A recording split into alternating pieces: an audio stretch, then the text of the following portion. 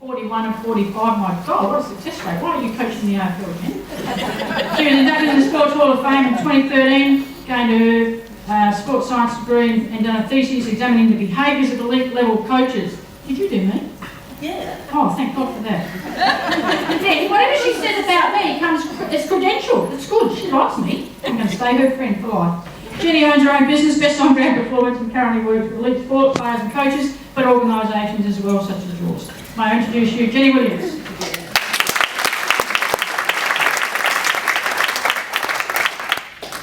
These guys have all been nice. These guys have all been nice. Now you can see a bit of the other side of sport from me. And we're not going to be paying out anyone today. We're just going to be looking at one of the biggest things I've found with psychology is most kids go to university and learn psychology. Most coaches go to conferences and hear about psychology and do very little of actually doing anything about it or any part of it. So today I would like you to take away something that you're going to do with your group or at least think about. So I've called this Milgrams meets Essendon. Lesson in conformity and difficulty in challenging authority. The story in pictures. Most of you would have, is there anyone in the room that hasn't heard about Essendon and drug saga? I would be really, really amazed if there was anyone. But I'm just going back to, first of all, their motto for last year, in case you didn't know. That was Essendon's motto at the start of the year, whatever it takes. Now, that's an interesting motto to start off with. And then, I'm not going to go through too much about it, but, you know, there's this bloke named Stephen Dank. I don't know if you've ever heard of him, but he's a sports scientist. Well, maybe he's not even a sports scientist, because they now say that he actually isn't affiliated with them. But he was the one that was working and doing a lot of injections of different things into players. Now, this doctor who is on the side, Bruce Reid, he actually wrote a letter to Essendon saying, I'm a little concerned that we're actually putting things into our players. And of course, the letter got lost. There's coaches, there's this guy. He never even signed his name to most things, he just put the weapon on the end of his, all of that. And that's from his interview in Channel 7. So again, this was a team of people who are out to win. Remember, it's whatever it takes, and remember, Roger's quote on what will people do at different levels. So the bombshell hits, and all of a sudden, yes, here's Essendon, oh, what's going to happen? They get a notice of charge, and that's all there. And in fact, most of the bigwigs are around today. Maybe we could ask them to come up and talk about exactly how this happened. They're all on site today, nearly all of the people who made these decisions. So Essendon get this rule of charge. My husband tells me it's interesting after dealing with some people in the high-level police force that one of the things is if you're going to be found to be guilty of something, come out early and say, yes, I'm going to be guilty, and then the other people aren't quite prepared with their charges yet. So again, sometimes coming out and saying, oh, this is what's wrong, oh, we did this. Oh, the other people, what have they got against us yet? Well, they're actually only mounting their case. So again, how people portray things is also very important. So you had Mike Fitzpatrick and then you had Andrew Demetrio coming up, and of course all the things going on. These guys are there. These are all public photos, so it's not as if I've made anything up. These were all charged. This is a cartoonist, had the best time with it. AFL, Dank Stank, Heard Blurred, and Masada said Saga. So you're looking at this. What could possibly go wrong? And it's sort of funny, yeah. Maybe they are probably very, very lucky not one of their people that were injected young men was my son, because they would have been in more trouble than they think they're in now. James Hearn spent morning time reading to his kids the SADA interim report into Essendon supplement program. Dons are out. They were a huge decision to actually go, okay, no, they're not allowed to be involved in finals. Changed the complexity of what went on for the whole season. And last of all, this was in Adelaide Advertiser yesterday. So again, it's created a huge amount of controversy and everyone has opinions on it. So these are the ones I'm most concerned with, and I'm going to ask you your opinion. And I'm going to ask you to see what you think, and I'm going to give you some more ideas of stuff, and then we're going to go back to what would you have done. So what if? What if? What if the sports science guy, sorry, it's got two ends in it, sports science guy knew it was illegal? What if the coaches knew it was illegal? What if the players knew it was illegal? What if the players didn't know? What should the SADA do based on all these information? And this is pretty true, isn't it? How would you feel if you're a young athlete and you're just doing what you're told? I walked out of a psychology thing last week with two people And they said, stupid 18-year-old, they're adults, they know better than that, they shouldn't have done this. And it was a really interesting point for me, because as a psychologist, I can say, maybe, why do I think ASADA, clubs and businesses should get to know Stanley Milgram and his experiments?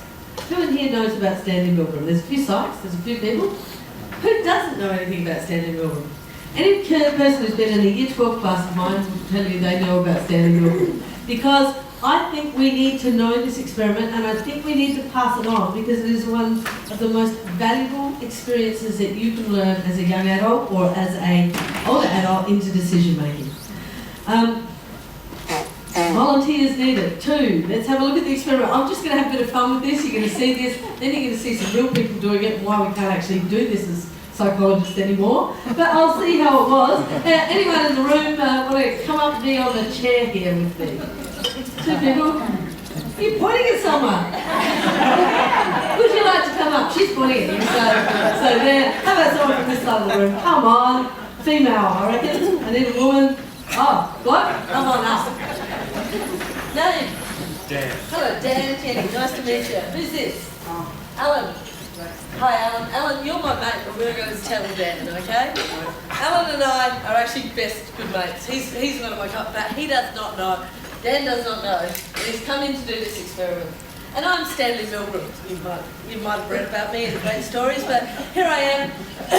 We're going to do an experiment today, and it's on learning. And thank you for both coming in. You know, fantastic that you both going to do this. What's going to happen is one of you is going to be, it's on learning, and if you make a mistake, we're going to find a way, we believe you'll be better if you're subjected to some form of punishment. And our punishment today is electric shocks. That's fine, isn't it, guys? Yeah, both happy about that. You're really happy about this, because what happens is, this guy is actually known to me, and he knows that the shocks are going to be done to him, but Dan doesn't. And so what happens is we have, you know, like, pick this and we'll see. Sorry, what happens is we'll have pick this and we'll see. Thank you, Alan. Good point. We'll see who is going to be electric shocked and who's going to do the questioning. And the person that's got my initials on it is the one that's going to be the one that will be shocked. Okay. And people up. Oh, thank you. Oh, let's have a look. Who's got the initials up? Oh, sorry, you'll be the one being shocked. You're going to be the one doing the testing, okay? Oh, that's great. Now, you did tell me before that you've got a bit of a heart condition, didn't you? Yeah, do you think that'll be, yeah, we'll be right with that. Dan, you happy with that? Yeah. So Dan, just to make sure, Dan, that you understand that, you know, what it's going to be like, we're going to have 2 rooms, and he'll be over in this room here. So could you just come with me? Both of you will be over in this room.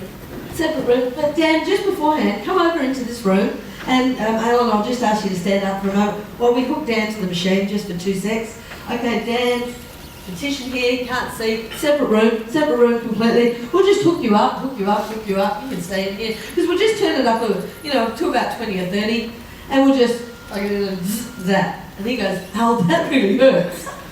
Oh, that really hurts. See, volunteers here. And you go, oh, you'll be right, mate. Oh, all right, so, well, that's what we're going to be doing. That's 20, but we can go up to 240 volts, all right?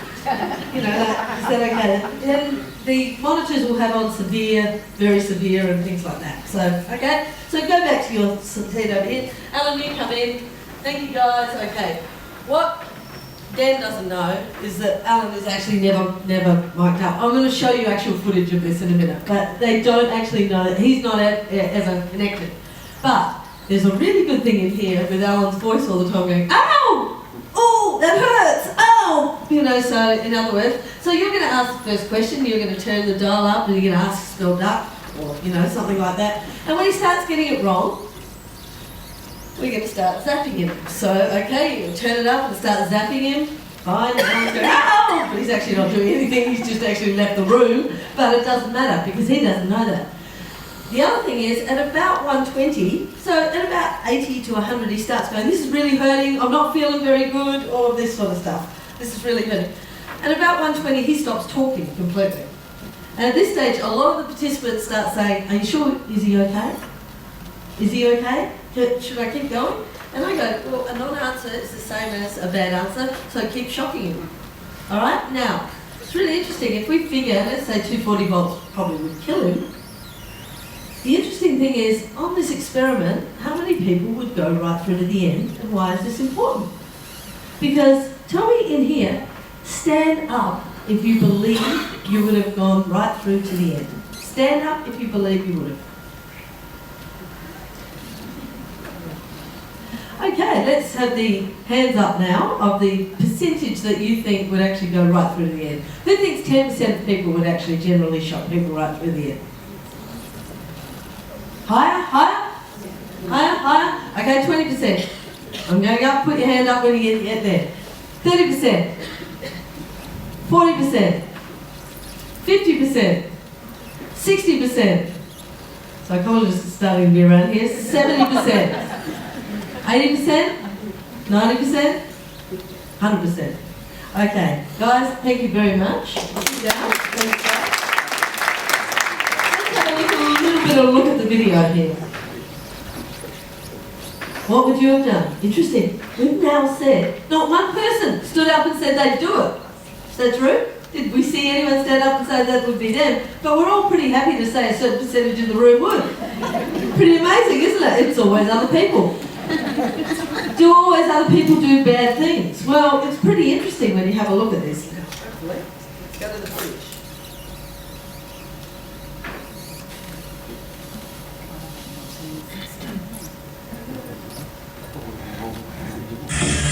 What the participants don't know is that the learner hasn't been receiving any shocks at all. Let me out! Let me out of here! Let me out! His responses are being played on a pre-recorded CD. Let me out of here! Let me out of here! Let me out!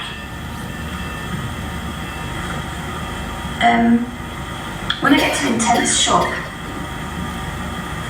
and then extreme intensity shock, and then dangerous severe shock, I need to stop really, don't I? Well, the experiment requires that you continue.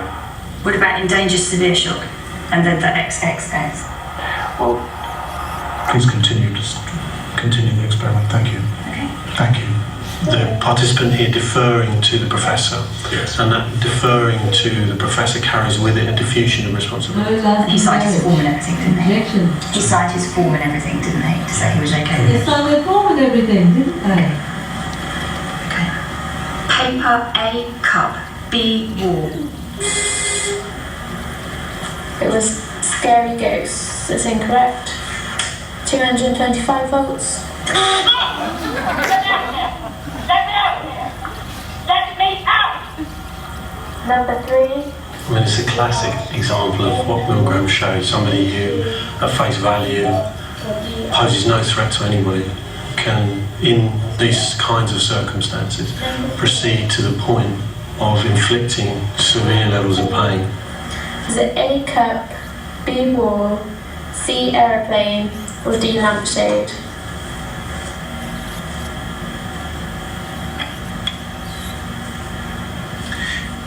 You have to treat the absence of response as a wrong answer and just continue the procedure. Okay, the response is wrong answer. 390 volts. So now he's gone silent. So after the protest from the learner in the other room, the idea is now that the learner goes silent. So potentially there is the idea that these shocks have actually either rendered the learner unconscious or possibly even killed them. C chain or D bicycle.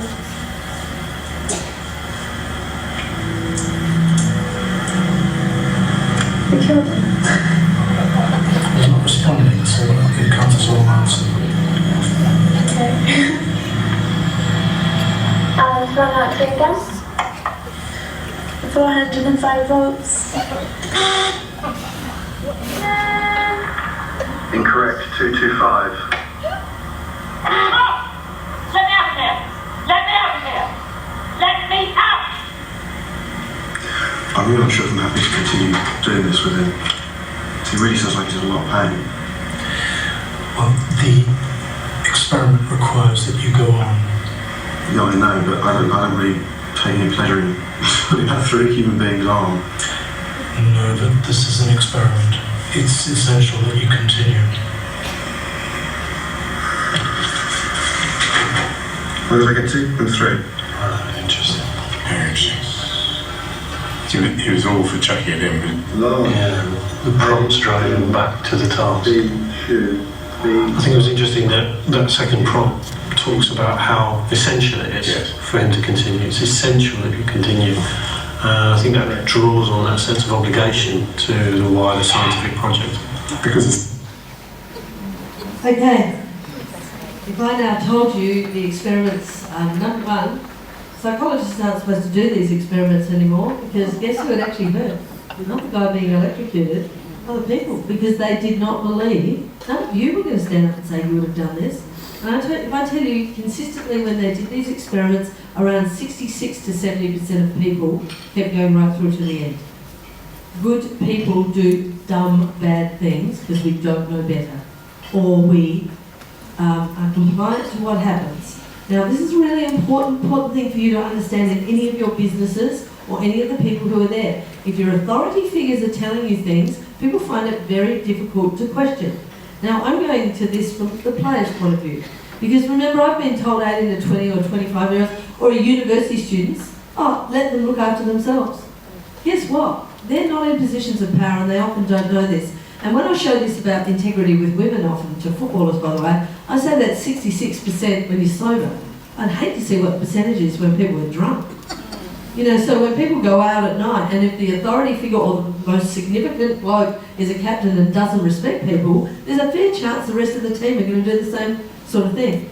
So when I'm talking about this, why is this experiment ethically difficult to do? Because it hurts the people who realise that I would do something like that and I never thought I would. So again, instead of this being a psychological experiment, I would like you to start taking it back to thinking about how does this work in my business? How does this work in sport? And why would Jenny be, if she was a parent of one of these kids, more livid than anyone else? Because let's go back to it. Who were the figures of authority? And I'd like you to talk about this on your table. You've got about 3 minutes just to have a quick discussion. Who were the figures? What difficulties would the players have in saying no? What is the team doctor's dilemma? Who should carry the responsibility? And last of all, is there a possibility of this happening in anything that you've got to deal with? So just have a quick talk amongst the people on your table, just for 5 minutes. Who were the people that you think, who decided this? And in the long run on your table, what would you do now if you're a starter? Because they don't understand Milgrams. They're about to give penalties to 12 or 14 individual blokes. So have a quick talk about it on your table. Who is usually in the AFL or an Essendon thing, they do trademarks beforehand or things that are important to the clubs. And I guarantee almost every one of them has trust as one of the words that's written up on the board. Trust, you must trust.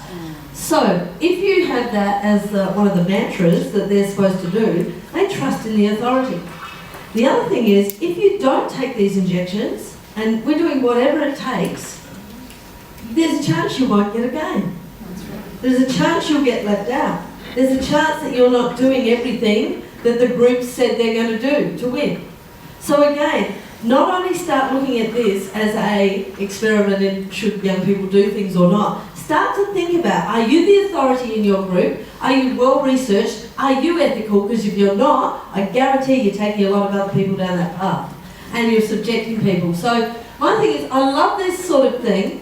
If you're not used to why psychology is great in businesses, if you think this is great, there's groupthink. I can show you why shuttles blow up and everything else. But there is a reason why most businesses don't actually understand that good organisational or group psychology should be understood, because it determines what goes on with your group's behaviour and it can stop you doing unethical things or things that you don't even know hurt the group.